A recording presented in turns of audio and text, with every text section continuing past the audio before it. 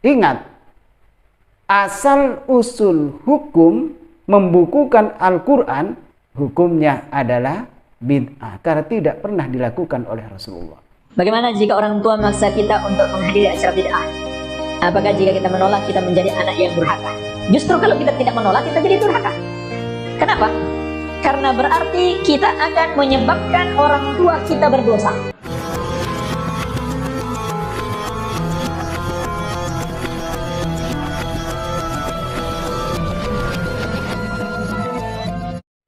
Assalamualaikum warahmatullahi wabarakatuh. Bismillahirrahmanirrahim. Alhamdulillahi rabbil alamin. Allahumma salli wa sallim ala sayyidina Muhammad wa ala alihi wa sahbihi ajma'in, amma ba'du. Saudara-saudaraku kaum muslimin wal muslimat di mana saja berada, kita selalu mohon kepada Allah Subhanahu wa taala semoga diberi kesehatan zahir batin, semoga dalam perlindungan Allah Subhanahu wa taala. Allahumma aghnina bil ilmin nafi wal barakah wa zayyinna bil hilmi wa sabri. Semoga kita selalu mendapatkan ilmu yang barakah, diberikan ilmu yang barakah, manfaat, dan juga semoga kita dihiasi dengan akhlak yang mulia dan juga dihiasi dengan akidah dan keyakinan yang mantap kepada Allah Subhanahu wa taala dalam manhaj Ahlus Sunnah wal Jamaah. Saudara-saudara yang dimuliakan Allah Subhanahu wa taala, pada kesempatan yang berbahagia ini saya ingin merespon beberapa komentar yang masuk pada konten kami ketika kami membahas atau merespon 3 Ustadz Salafi Wahabi, yang mana Ustadz Salafi Wahabi itu mengatakan bahwa tidak wajib tunduk dan patuh kepada orang tua jika orang tua memerintahkan anaknya untuk menghadiri acara bid'ah. Anggaplah ada undangan. Maka kata Ustadz Salafi Wahabi, wajib menolak dan haram hukumnya mengikuti atau tunduk patuh kepada orang tua jika seorang tua itu memerintahkan untuk melakukan bid'ah atau menghadiri acara bid'ah. Ini tanpa ditafsir ya, tanpa ditafsir. Padahal Syekh Utsaimin sendiri yang awalnya tanpa membagi bid'ah, secara kuliah bid'ah itu dianggap sesat oleh Syekh Utsaimin. Jadi tanpa membagi bid'ah. Saya sudah jelaskan, Syekh Utsaimin ternyata tidak mampu mempertahankan pendapatnya. Ketika dihadapkan dengan fakta, dengan fakta yang terjadi di alam dunia ini, Syekh Utsaimin sendiri itu tidak bisa mempertahankan pendapatnya yang asalnya mengatakan semua bid'ah adalah sesat tanpa dipilah-pilih. Semuanya adalah sesat. Ternyata pada akhirnya Syekh Utsaimin itu membagi bid'ah. Dibagi menjadi 2, ada bid'ah dunia dan ada bid'ah agama. Artinya ada bid'ah dunia, ada bid'ah ukhrawi. Berarti dari pernyataan Syekh Utsaimin yang awalnya tidak membagi bid'ah, kemudian akhirnya menjadi bid'ah, berarti Syekh Utsaimin sendiri sudah tidak konsisten di dalam mempertahankan pendapatnya. Nah, ketika Syekh Utsaimin sudah membagi bid'ah, maka kenapa Ustadz-Ustadz Salafi Wahabi ini tetap menganggap bahwa semua bid'ah adalah sesat, yang sehingganya sampai orang tua pun yang memerintahkan wajib ditolak, bahkan haram untuk diikuti.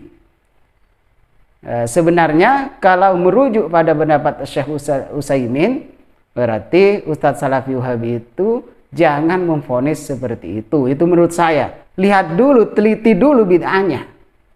Bid'ah itu yang bagaimana? Yang sehingganya seorang anak itu haram atau harus menolak terhadap perintah orang tua. Ini ternyata ada beberapa komentar ya di kolom saya. Di antaranya ini tulisan apa Cina ini, saya tidak bisa baca kalau Cina itu. Ini begini pendapatnya. Jangankan itu Pak Ustadz, lah dijabar, artinya jangankan masalah itu yang tidak akan ditolak. Masalah perintah orang tua yang tidak akan ditolak. Pasti ditolak itu Pak Ustadz. Bahkan ada kejadian di Jabar yang lebih tragis lagi. Ini saya baca. Kisah nyata, ada seorang ibu yang diusir anaknya gara-gara nggak sepaham dengannya. Naudzubillahi min dzalik. Gara-gara si ibu itu tidak sepaham dengan anaknya di dalam pemahamannya, gara-gara anaknya itu masuk ajaran Wahabi, aliran Wahabi, maka si ibu ini diusir oleh anaknya. Naudzubillahi min dzalik. Jadi anak mengusir ibunya. Apa penyebabnya? Karena anaknya masuk ajaran Salafi Wahabi. Itu wajar Pak Ustadz, seandainya diperjelas, itu wajar kalau hanya menolak atau haram mengikuti pendapat orang tua. Kalau ini lebih tragis lagi, sampai orang tuanya diusir. Kalau begitu yang salah siapa? Yang salah juga sebenarnya adalah orang tua. Makanya di sini juga ditulis untuk para orang tua, hati-hati memasukkan anaknya ke pesantren dan cari tahu dulu dari mana. Artinya sebagai orang tua itu harus bijak. Yang akan dijadikan guru anaknya, sanad keilmuannya kemana? Nyambungnya kemana? Kalau memang nyambung kepada ulama-ulama salaf yang jelas manhajnya Ahlus Sunnah wal Jamaah, monggo. Tapi kalau tidak jelas sanadnya, sanad keilmuannya, ngajinya hanya kupingan misalnya, atau hanya sekedar hadir ke majelis taklim kemudian jadi guru, itu tidak selayaknya untuk dijadikan guru. Karena seorang guru itu ilmu alat harus dikuasai, juga ilmu tafsir, ilmu hadis, dan ijma ulama, kitab-kitab ulama salaf harus dipelajari. Ini diantaranya. Maka yang salah siapa ketika terjadi seperti itu? Ya juga yang salah orang tuanya. Kenapa pada waktu anaknya dimondokkan, dimasukkan pada pesantren, tidak melihat figurnya itu siapa? Gurunya itu siapa? Ini yang mendasar. Karena guru itu akan mendoktrin anak didiknya, baik tentang ilmu alatnya, ilmu usulnya, ilmu fikihnya, ilmu tafsirnya, atau ilmu hadisnya, dan lain-lain. Jadi ketika menimba ilmu di pesantren itu akan menjadikan dasar untuk masa depan anak. Maka ketika anak berani kepada kedua orang tuanya, berarti ada yang salah pada waktu mencari ilmu, pada waktu menimba ilmu. Apalagi yang sudah jelas, ini bukan fitnah lagi, sudah jelas ini bahwa anak itu bisa mengusir orang tuanya, mengusir ibunya, gara-gara anaknya masuk ajaran Salafi Wahabi. Akhirnya apa yang terjadi? Dan ibu itu sampai nangis dan curhat, berkeluh kesah kepada Kang Deddy Mulyadi. Ya sudah, kalau sudah anaknya wataknya seperti itu, sudah keras, maka seorang ibu harus mengalah. Kalau tidak mengalah ya bahaya. Terus ada lagi, maklumlah ajaran sesat Wahabi memang begitu. Pendirinya saja, Syekh Muhammad bin Abdul Wahab, berselisih dengan ayahnya yang bermadhab Asy'ari dan Hambali. Mungkin tauhidnya ya, yang dimaksud adalah tauhidnya. Nah, apalagi pengikutnya hingga sekarang pasti melawan orang tua.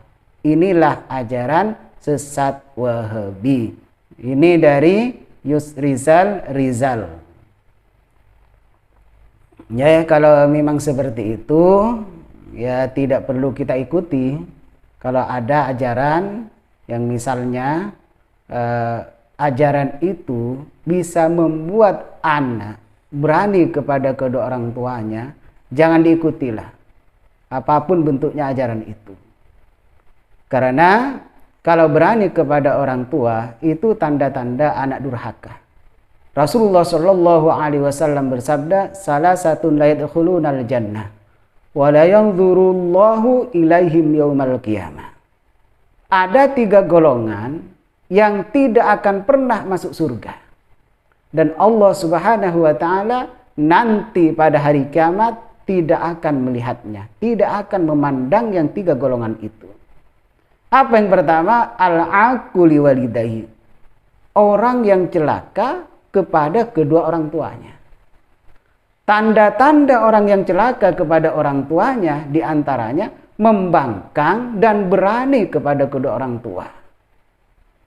Kalau cuma masalah bid'ah dan ternyata bid'ah itu kebetulan adalah bid'ah wajibah seperti belajar ilmu nahu, disuruh oleh orang tuanya untuk belajar ilmu nahu, ternyata menolak, atau suruh belajar Al-Quran, ayo nak belajar Al-Quran, awas, membukukan Al-Quran asalnya adalah bid'ah karena tidak pernah dicontohkan oleh Rasulullah.